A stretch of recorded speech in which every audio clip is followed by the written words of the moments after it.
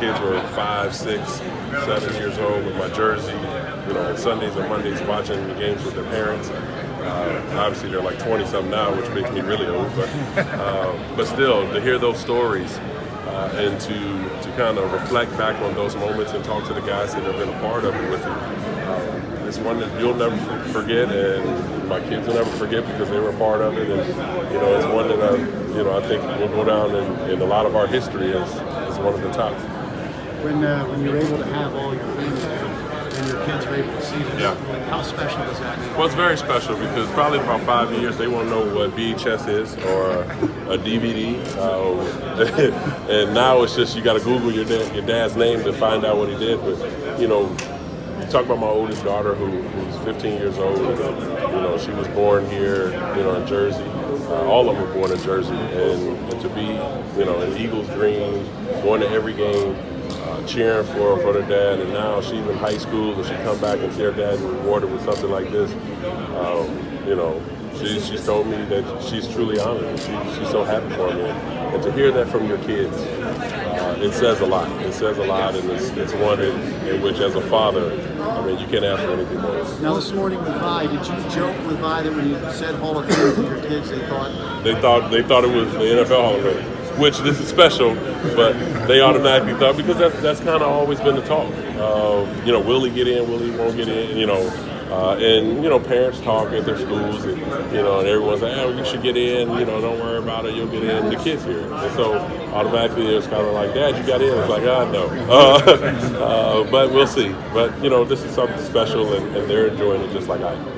When you think about who's coming into play the Eagles this weekend, Tom Brady, it's almost 15 years ago.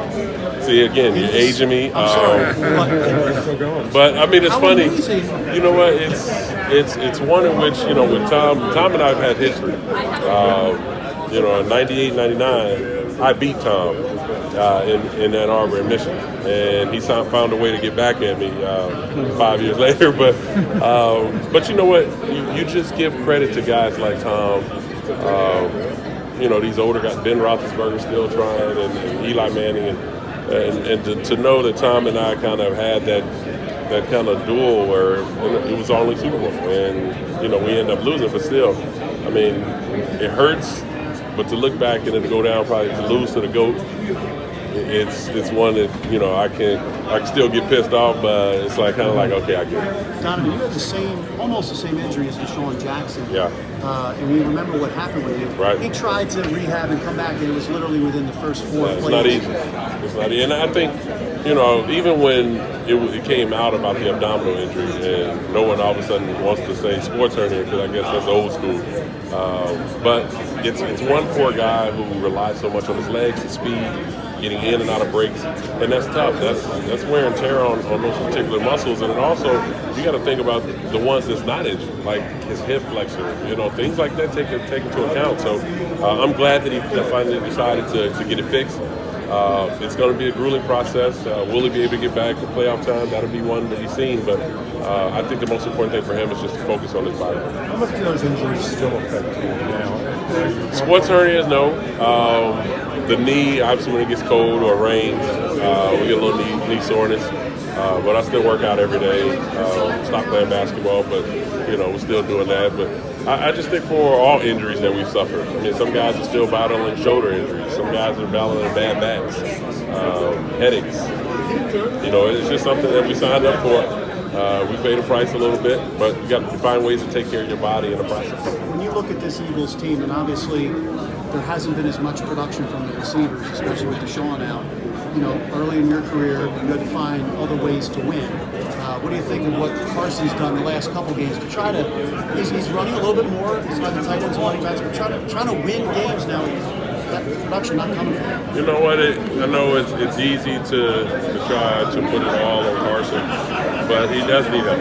And as a quarterback, we all needed help. But I just think it's also important that you got to look back on what made him successful. And in that last game, we saw that they ran the football.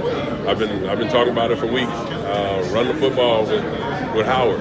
He's a power back, but he also can pick up those 50 yards there. And then throw the ball to Zach Ertz. Dallas has been getting a lot of catching. You can't tell me they're double teaming Zach, and that's what happened. They got Zach involved early, which opened up a lot more opportunities for everyone outside. And then Sanders came in and they kind of had some splash plays. But with this offense, it's not a downfield attack you over the top type of offense. It's got to be methodical. It's got to be dink and dunk until you set up for something big. And if they continue to do that, good things can happen. A lot of the names for MVP right now at quarterback are African-American quarterbacks. Yeah. And you're one of the guys who inspired these guys and players in the Now past I as well. feel real old. But how does that make you feel? What's going on now? But you know what? It's not so much about that. And the thing that I like about it is finally we're starting to look past the whole traditional drop back quarterback. It's always been the picture perfect 6'4", quarterback who's accurate, laser arm. No, it's about winning ball games. And I've been trying to express that for over the last 20, 25 years.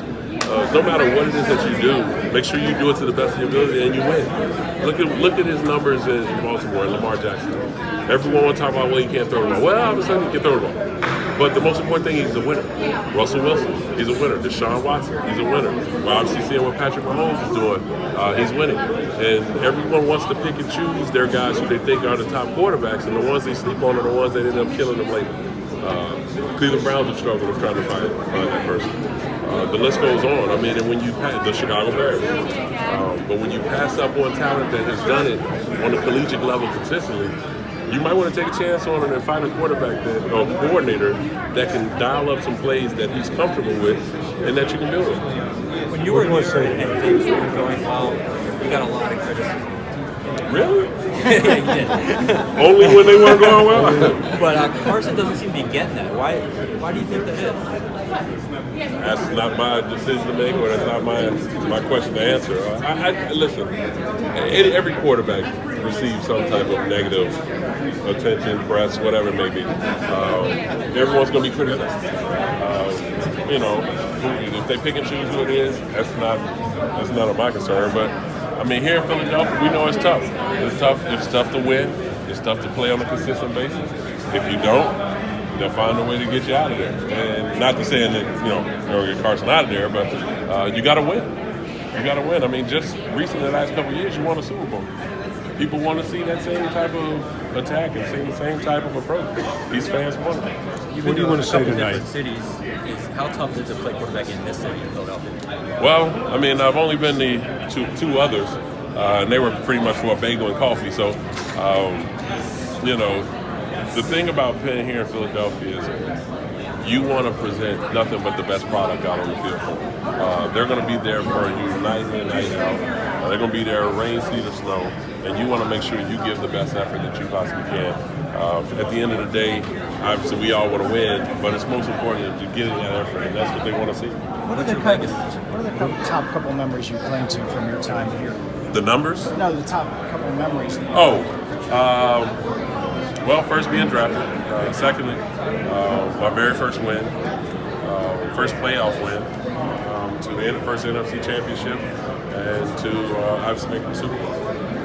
And then at the top of the list is to get my number retired and to look up in the rafters and see that number and the success that we've had over the duration that I was here. That's something that I always remember. It seemed like you guys were always pushing the boulder up the hill, and then you had a lot of disappointments, and you came back. Can you talk about just how difficult it was to be resilient year in year out? Well, and that's the thing. People don't realize how hard it is to be consistent. That's why you give a lot of credit to Tom Brady and the New England Patriots. Year in and year out, the success that they've had. We were in that same boat for over a decade. I think there were three teams that had a consistent winning percentage each and every year, and that was us, the Colts, and I think it was the Patriots at that time. And so people fail to realize, it wasn't so much of how many wins we were going to have when we started the season. It was who we were going to play in the playoffs or possibly the NFC Championship. So that was the confidence that we tried to exude to everyone that was there at the game. That's kind of how we approached things in practice when we battled. It wasn't about just competing with the team, it was about dominating. Is there a message you have tonight that you want to give out? Well, it's a bunch of old guys here, but at this particular time, I think for the message for all of us is just continue on. Continue moving forward. We've all had great careers in something. We're all trying to inspire young kids, adults, whatever, to do great things. But at the end of the day, it's all of us to stay healthy and continue to move forward. Because there are people who are looking up to the things that we do. I've got 4 kids. Rashid has kids. Rashid's like my son too, but he's older than me.